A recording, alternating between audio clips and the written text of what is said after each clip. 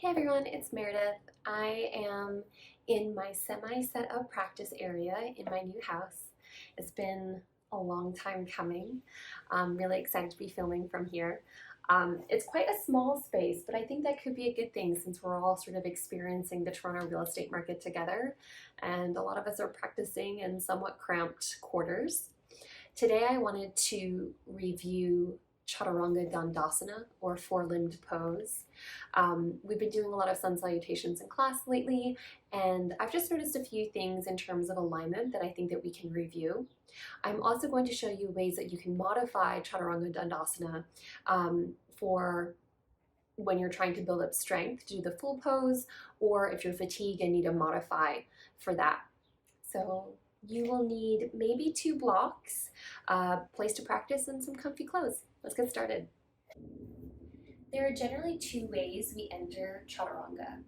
The first is by jumping back, and then the second would be from plank, the transition from plank to Chaturanga, then upward facing dog. Now, I'm going to demonstrate today going into Chaturanga from plank because I just think that the anatomy is probably a bit easier to see. So what we're going to do is come into our plank pose.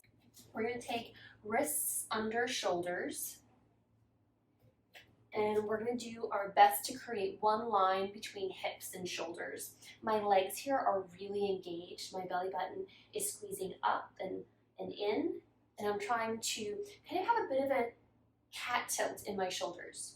So from here, keeping watch on my elbows, I'm going to come down to my Chaturanga.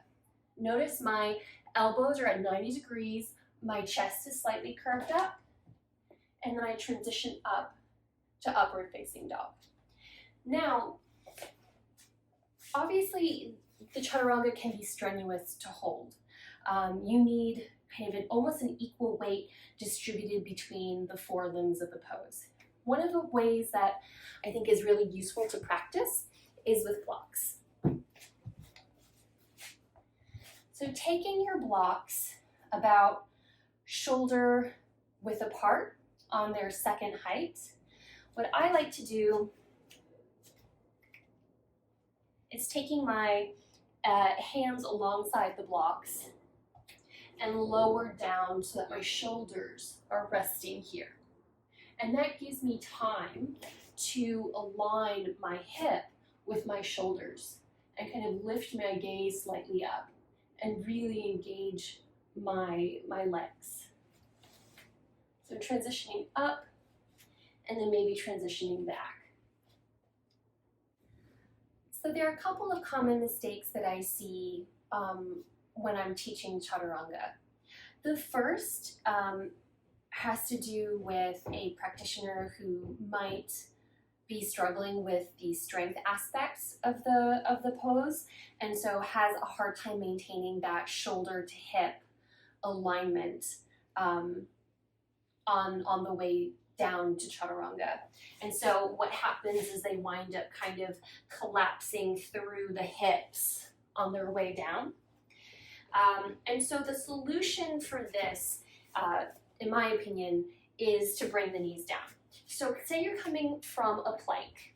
My recommendation is bring the knee down, create this, you're kind of in this angled position.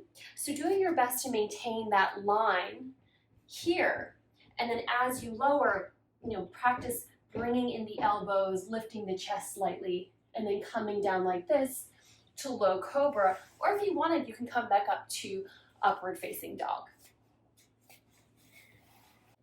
It's important to give yourself the opportunity to build the strength.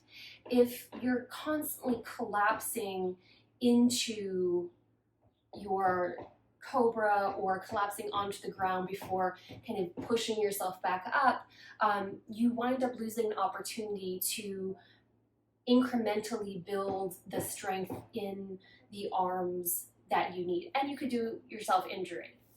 The second kind of common mistake I see, I call it the dive bomb, and it's when people begin to kind of pike up through the hips and their chest descends past their elbows. And what that looks like is this.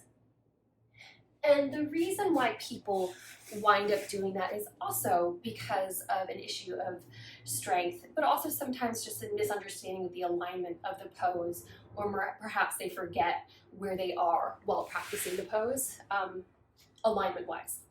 And so what winds up happening is that you're resting completely on the elbow joint to kind of keep you upright.